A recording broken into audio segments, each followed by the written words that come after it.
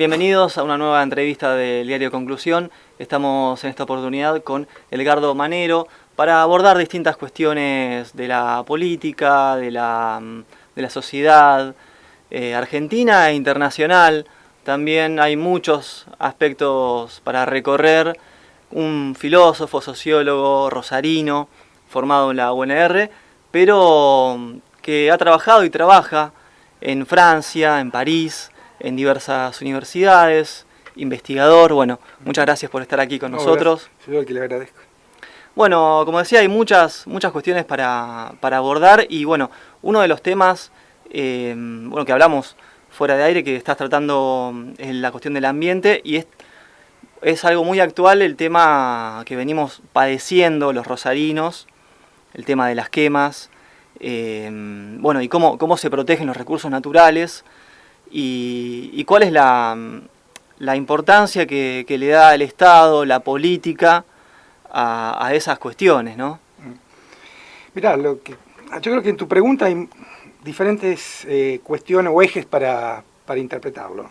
Me parece que lo primero es entender la cuestión de los recursos naturales como el centro de los debates hoy a nivel del sistema internacional. Es decir, no podemos pensar, la realidad mundial ha cambiado después del 89 y la transformación que se vivió con el fin del modelo de la Guerra Fría y las guerras atravesadas por paradigmas ideológicos, volvimos a una concepción más clásica del conflicto, en el cual lo militar acompaña a lo comercial, algo que es parte de una concepción muy anglosajona, muy fuertemente desarrollada en Inglaterra primero, en Estados Unidos después, que fue teorizada por Mahan, que era un admirante norteamericano, el padre de la geopolítica estadounidense, y me parece que es una de las particularidades del momento y de la coyuntura en la que vivimos. Es una vieja forma de pensar. Está la base de la sociedad y de la protección, la cuestión de los recursos naturales. Me parece que en esto habría que ver que hay como diferentes escalas de esa protección. Y lo que importa es saber cómo las sociedades reaccionan para hacer frente a recursos que son cada vez más escasos y conflictos que están cada vez más atravesados por una apropiación que es siempre un juego a suma cero.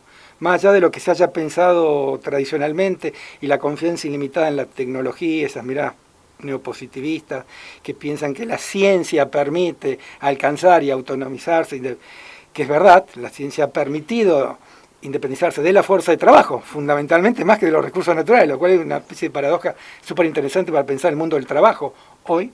Vemos que hay nuevos recursos naturales y nuevas necesidades de acumulación. En ese marco vemos que los conflictos hoy son conflictos por la gestión, por el control de los flujos y de los stocks. Y el rol de las Fuerzas Armadas, de las Fuerzas de Seguridad, más que nada tienen que ver con ese tipo de protección, ¿no? Cómo se protegen esos recursos naturales, cómo se maneja la circulación de los mismos y cómo se accede a los stocks de recursos naturales. En ese marco hay toda una serie de recursos naturales. Argentina tiene la suerte de ser un país dotado de recursos naturales, que han sido tradicionalmente deseados, entre comillas, por utilizar una figura medio antropomórfica, ¿no? Pero que es interesante, porque también hay que tener cuidado, pues siempre está con la cuestión imaginaria, la idea del excepcionalismo, ¿no? Con lo cual se denigra muchas veces la cuestión de este tipo de protección, ¿no? Cuando uno ve los debates que ha habido sobre cómo se han querido proteger, las doctrinas militares destinadas a proteger los diferentes recursos naturales que han ido acompañando los movimientos nacionales populares en el Cono Sur, fundamentalmente en el caso de Argentina, con la doctrina militar ligada a la protección del agua, particularmente el acuífero guaraní, o el gas en Bolivia, ¿no? Rápidamente ha habido cuestionamientos diciendo, bueno, hay dimensión imaginaria y todo esto, en realidad no hay un interés real de las grandes potencias por estos recursos. Todo esto tiene que ver con teorías complotistas, ese tipo.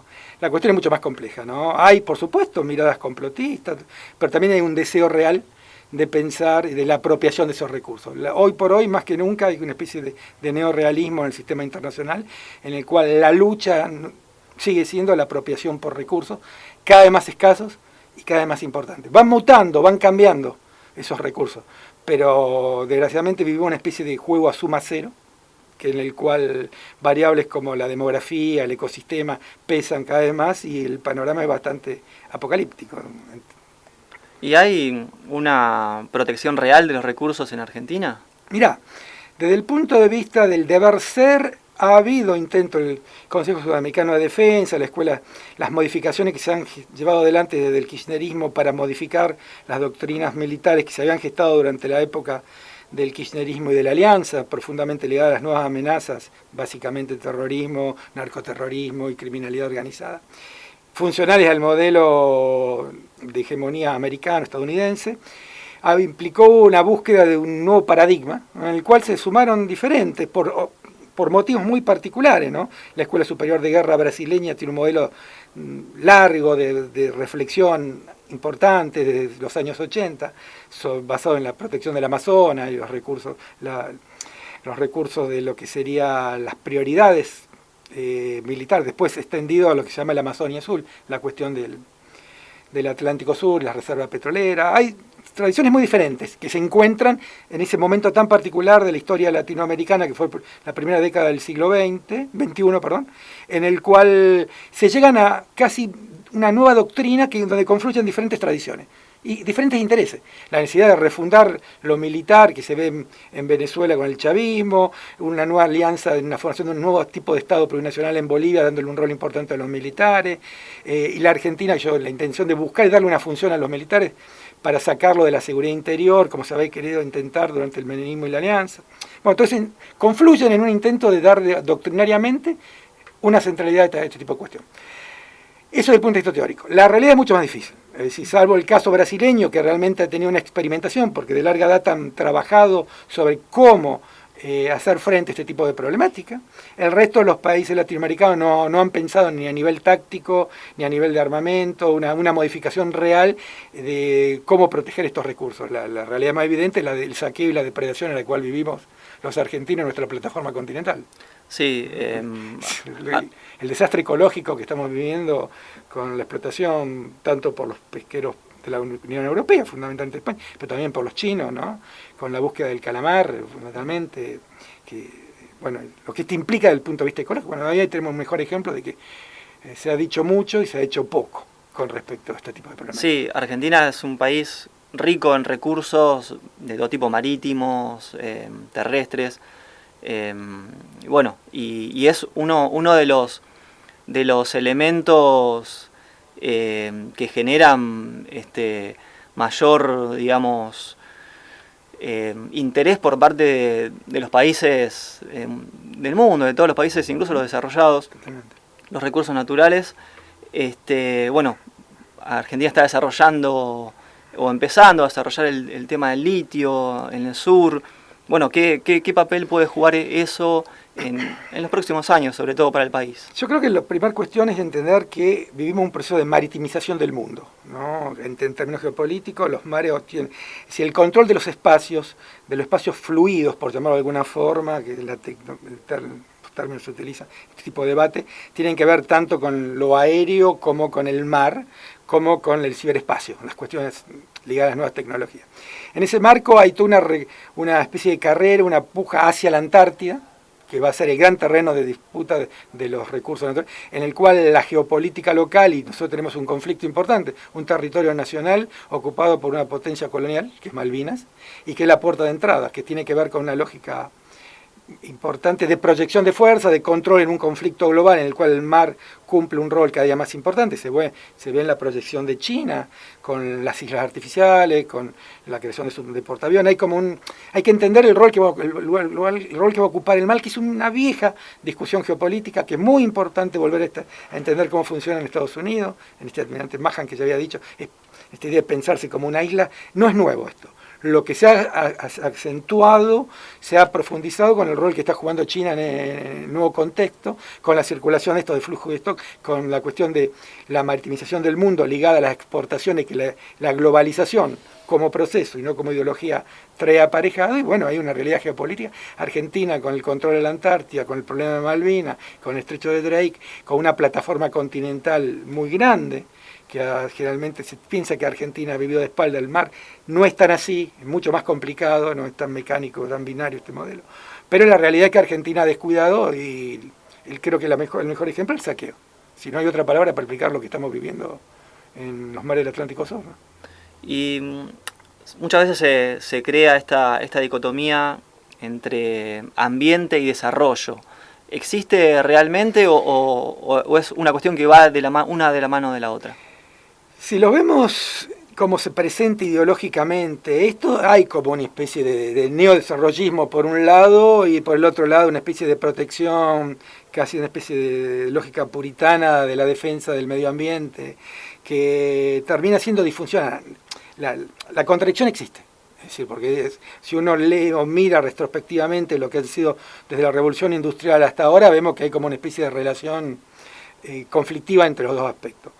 Ahora, ¿cómo resolver eso? No lo sé, porque este problema se repercute al interior de todos los movimientos nacionales populares latinoamericanos, a los que algunos llamarlo progresistas, neopopulistas, como quieran llamarlo. Es decir, esto le ha traído problemas, le ha traído problemas a Evo Morales en Bolivia, en su relación con las grandes obras de infraestructura que ha intentado desarrollar, con la cuestión de las carreteras. Es decir, hay un capital social básico necesario para el desarrollo, que puede entrar en contradicciones con actores subnacionales que reivindican identidades, que reivindican costumbres, que reivindican territorio. Lo hemos vivido últimamente con la cuestión de la Patagonia, con la cuestión de los mapuches.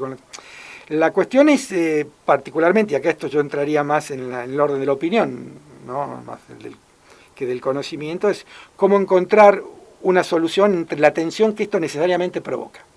Es decir, ahí me parece que la dificultad es cómo se negocia al interior de un mismo espacio, en el cual suelen confluir. No olvidemos en el caso de Evo, me parece que es el más interesante, porque el MAS es el producto de 3 guerras que están ligadas a recursos naturales: la guerra de la coca, la guerra del gas y la guerra del agua.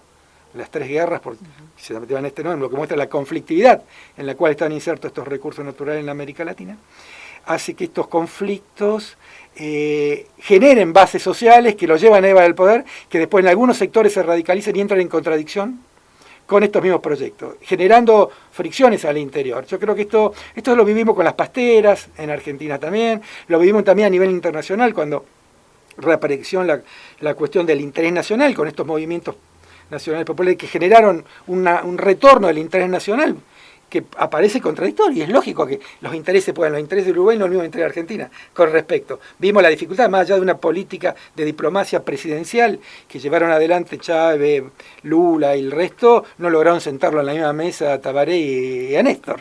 Entonces vemos que hay un problema a resolver que es totalmente lógico, que es parte de las concesiones y entra en la cuestión de la negociación. ¿Cómo llevarlo adelante? No tengo la menor idea, es parte de la política. ¿Puede haber un bloque sudamericano para defender esos recursos?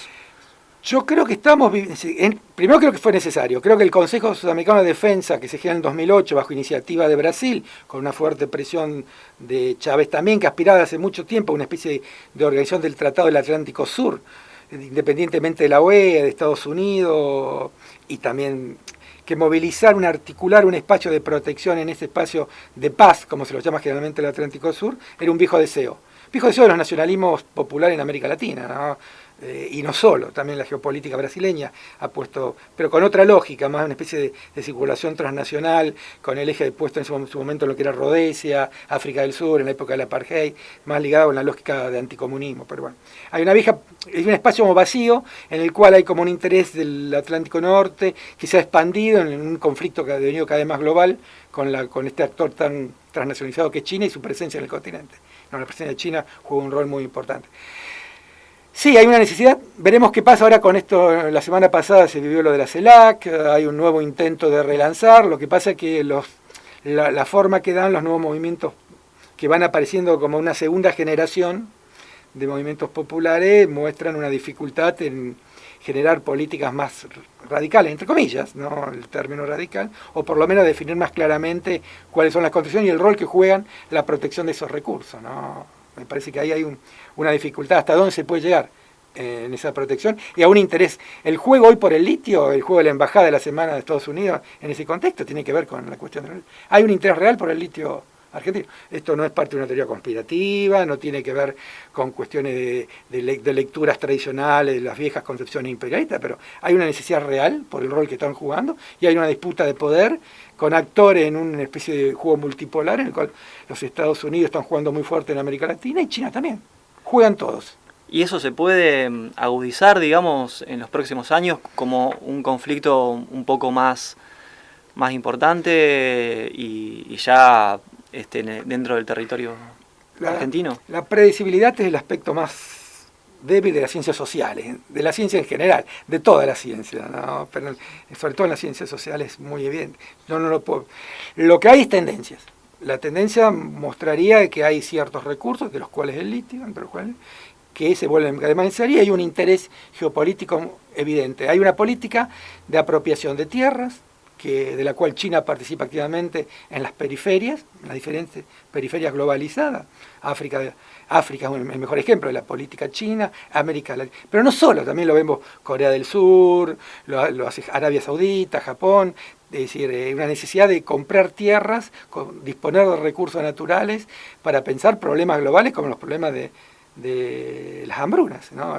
La guerra de Ucrania nos mostró el problema, es decir, estamos hablando de un solo espacio que no pudo exportar cereales, y vemos la posibilidad de una hambruna real, global y generalizada en el continente africano y en parte de Asia. Entonces vemos que hay un problema real, ¿no? Y mencionaste varias veces a China. ¿Cuál es el rol que está cumpliendo en este momento el país asiático? China es un misterio. Primero porque tiene una lógica, una cultura política, una cultura estratégica diferente a la nuestra. Tiene otra matriz que la hace mucho más difícil para percibirla. No solo para nosotros occidentales de la periferia, sino también para los Estados Unidos, los cuales lleva a situaciones conflictivas y de provocación, como fue lo de Taiwán de la semana pasada, ¿no? Me parece que ahí China ha tenido una política de expansión en la periferia, con una lógica, intenta demarcarse de la famosa lógica, de mostrarse diferente a la lógica imperialista, como se había sido sugerida en la tradición. Es decir, nosotros tenemos intereses compartidos con la periferia, no imponemos un modelo de desarrollo, no imponemos recetas de ajuste económico para otorgar crédito, solamente tenemos un interés nacional que puede acompañar el interés nacional de otros países de la periferia.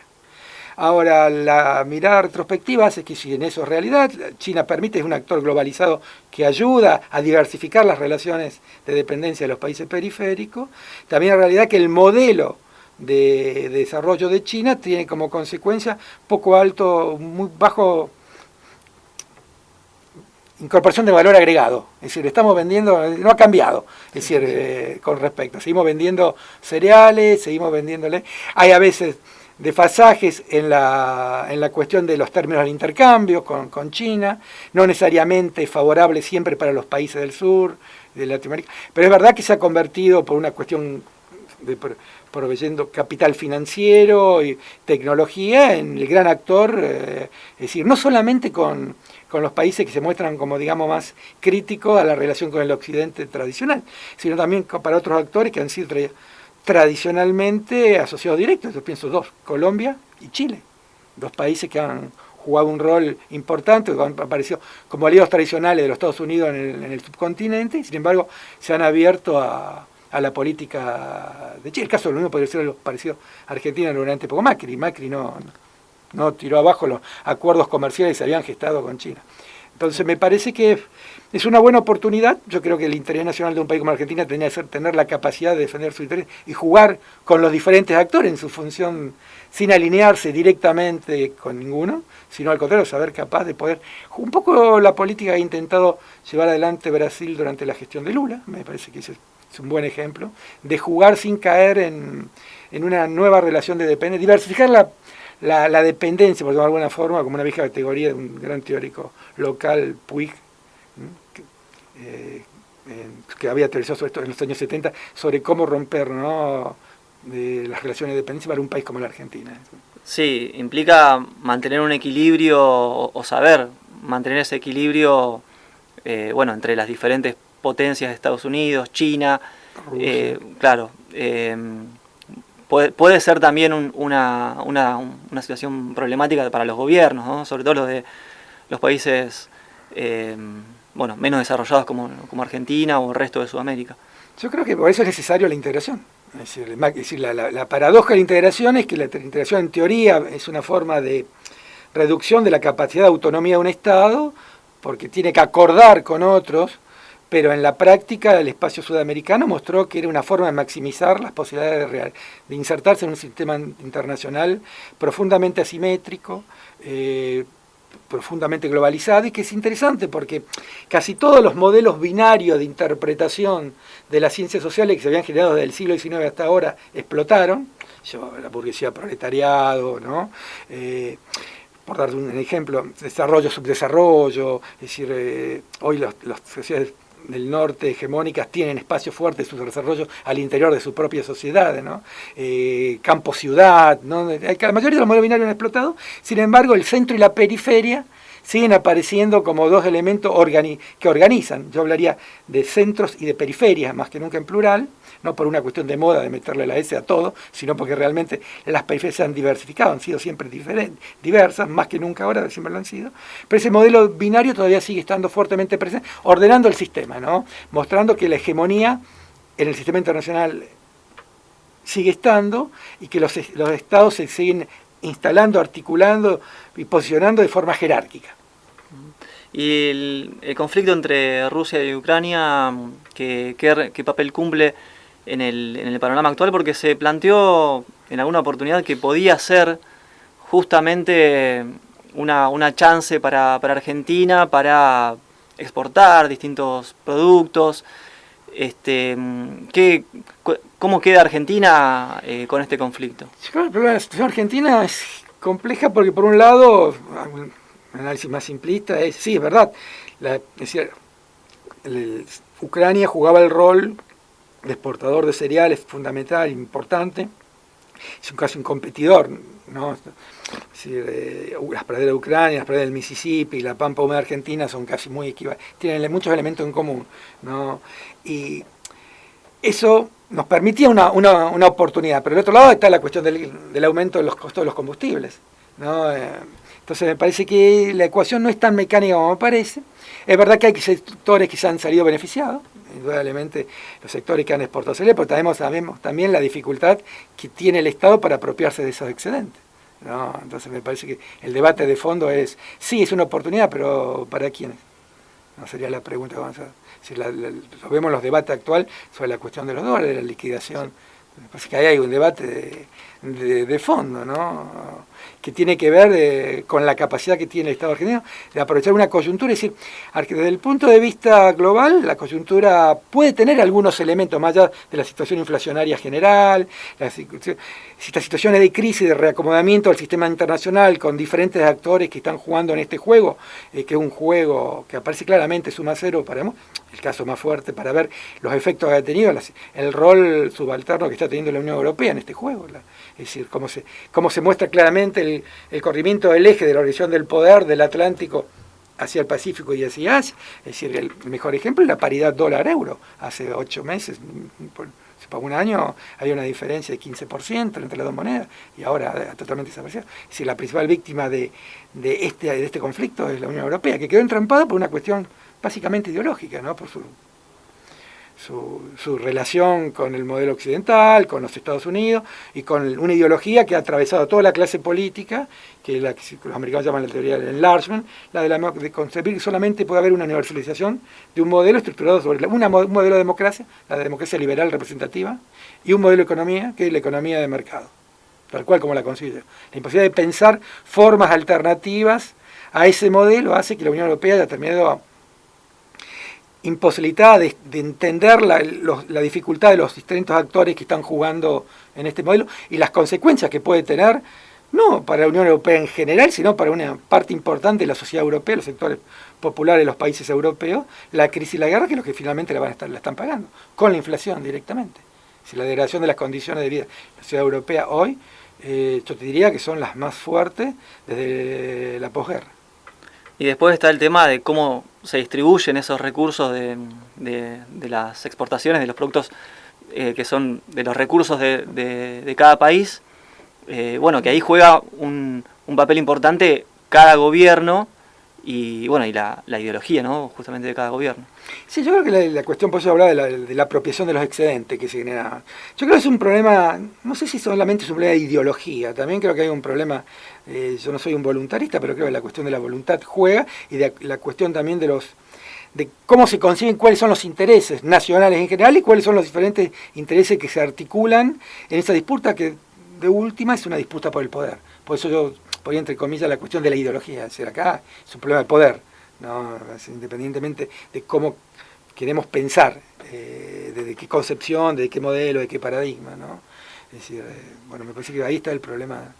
Si no podemos separar esa apropiación del excedente de la disputa por el poder en la sociedad argentina. Y bueno, la resolución del modelo después del 76, del golpe de Estado del 76, que definitivamente se resuelve de una forma contraproducente para los sectores populares. El gran debate que se había instalado en Argentina después del 45, se resuelve del 76 de una forma que ha sido, que lo vemos, con variantes. Ni siquiera el kirchnerismo ha logrado, más allá de todos los progresos ha hecho, trascender un modelo que tiene su cuello de botella en el sistema internacional, estructurado sobre la exportación de materias primas y la primacía del capital financiero. Bueno, Edgardo, podríamos seguir hablando un largo rato, pero bueno, ya tenemos que estar cerrando, así que te agradezco mucho el tiempo y la visita. Gracias. Muchas gracias y bueno, terminamos otra entrevista de conclusión.